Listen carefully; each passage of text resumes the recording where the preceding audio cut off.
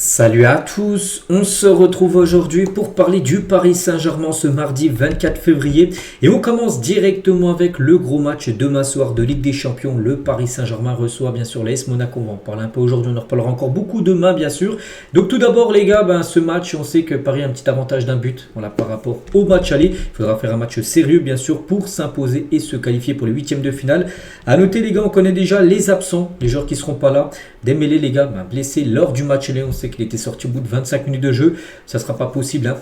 Lui et Maïlu, les gars, ont repris l'entraînement individuel, mais en gros, quand c'est un point médical, c'est-à-dire que les joueurs, point médical sort toujours la veille d'un match. En gros, les joueurs qui sont dans le point médical, en gros, c'est-à-dire qu'ils sont forfaits pour le lendemain. Donc, Dembélé, Maïlu, Fabien Ruiz et Quentin Djantou ne seront pas présents, ces quatre-là, les gars, pour la rencontre de demain. Donc, Fabien Ruiz, il poursuit son travail individuel. Il a repris l'entraînement, mais c'est encore trop juste pour Ruiz. Et pareil pour Djantou, les gars, qui est peut-être blessé jusqu'à la fin de saison. Donc, voilà. Concernant les absents, toujours sur ce match de demain, donc la rencontre PSG-Monaco de mercredi est classée 1 sur 5 par la DNLH sur le niveau d'alerte le plus bas. Voilà, donc normalement, on espère qu'il n'y aura pas trop de débordements.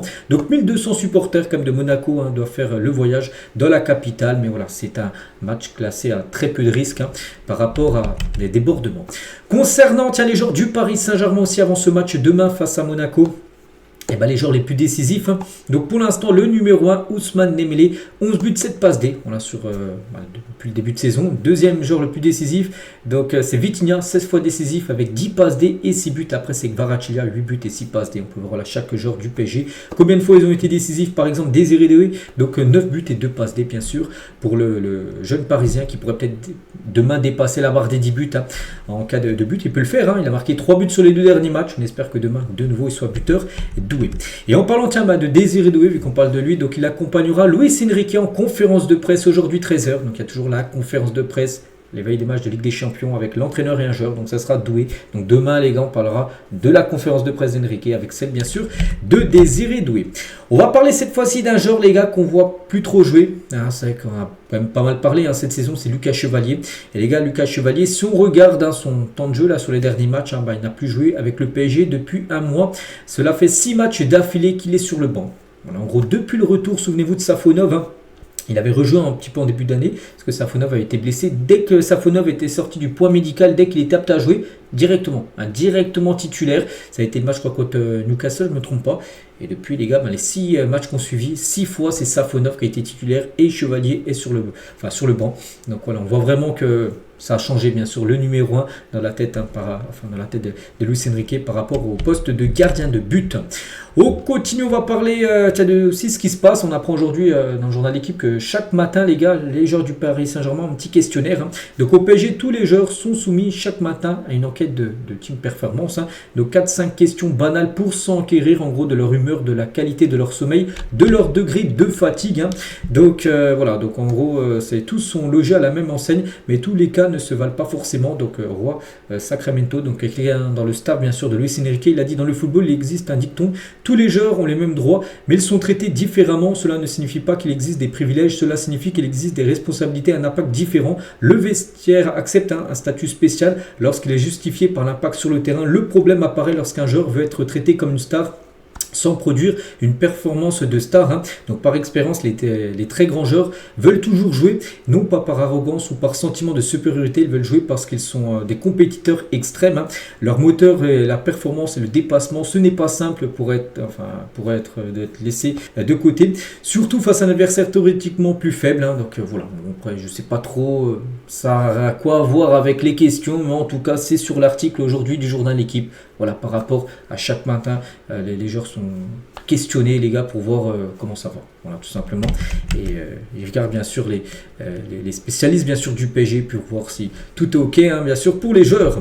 Bref, toute autre chose, les gars, on va parler cette fois-ci de Maïlu. Et Luis Enrique tient en haute estime Maïlu, qui est en convalescence pour au moins une semaine.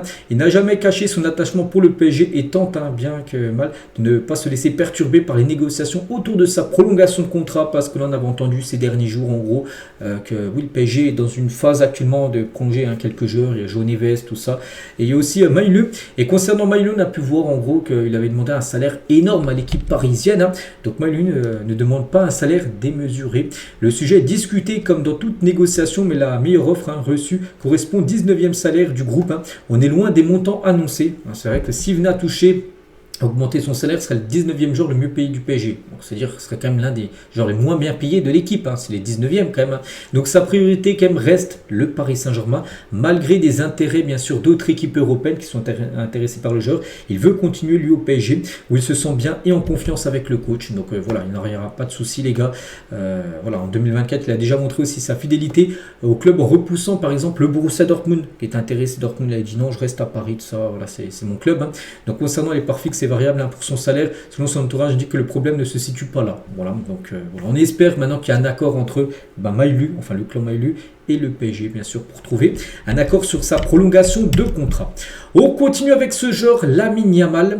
Pour qu'on parle de lui dans un épisode du PSG, peut-être qu'il affrontera Paris là d'ici quelques semaines en Ligue des Champions, 8e, parce que ça sera soit, n'oubliez pas, le Barça, soit Chelsea, s'il y a qualification. Mais en tout cas, là, rien à voir avec le prochain match qui pourrait peut-être avoir lieu. Mais par rapport, Laporta, il a dit, quand le PSG nous a proposé 250 millions d'euros, en gros, il confirme Laporta que le PSG a bien fait une offre de 250 millions d'euros pour le joueur l'été dernier.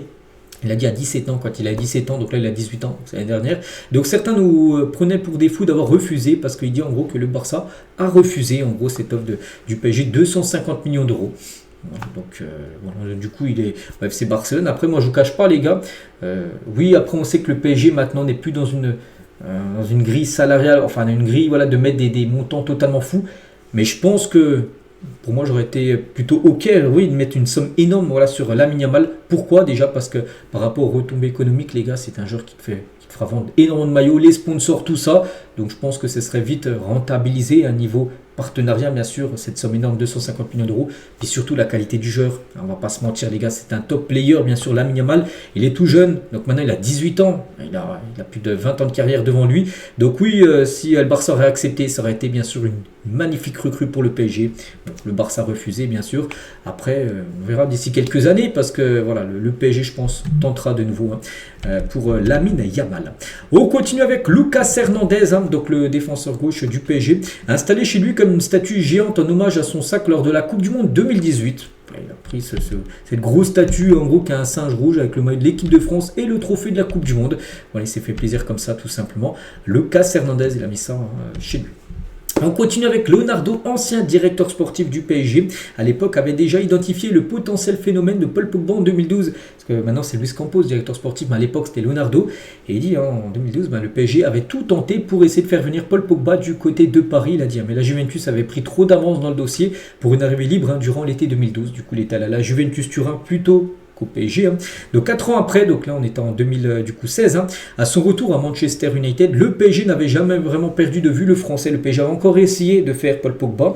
Donc son nom est aussi revenu côté parisien en 2022, voilà, donc là plus récemment, avant qu'il revienne à la Juventus Turin. Mais déjà à cette époque, en 2022, certains paris avaient compris que la politique de prendre des stars touchait ses limites, de prendre des grands joueurs à l'époque, des grands noms bien sûr, comme des Messi, voilà, des Neymar, des Sergio Ramos, tout ça. On sait que maintenant ça a changé bien sûr, c'est plus trop ce type de joueur-là que le PSG va recruter. Après, on parlait de Lamine Yamal avant, mais Lamine Yamal est beaucoup plus jeune que certains grands joueurs qui sont arrivés à Paris. Quand Messi est arrivé au PSG, il avait peut-être 33, 34 ans. Là, si Lamine Yamal serait arrivé l'année dernière, il avait 17 ans. Donc là, c'est pas la même chose. On est d'accord.